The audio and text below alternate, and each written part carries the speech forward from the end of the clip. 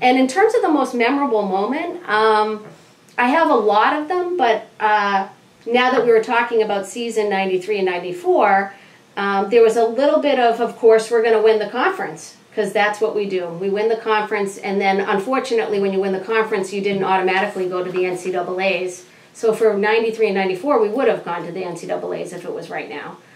We went to the ECACs, which was fine, and we competed well in them, but the NCAAs was a little elusive.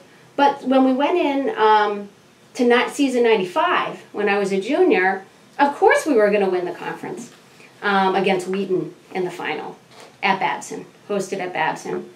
And we went in really confident. We had a great record, and we went in really confident that that was going to happen. We had more experience than we had the year before.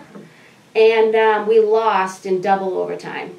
And I was talking to my husband, who's also an alum and a soccer player, and hundreds of people were there.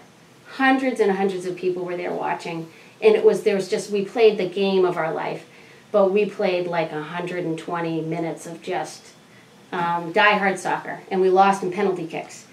And I will not name the person who missed the penalty kick because I was not good enough to take penalty kicks. I will say that.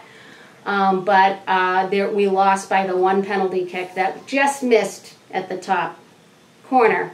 And so that, I think, was the most memorable moment around kind of that feeling that you can win and just having to deal and cope when things don't go the way that you want. And then how does the team bounce back from that, as we went into our senior season. So that would be my most memorable.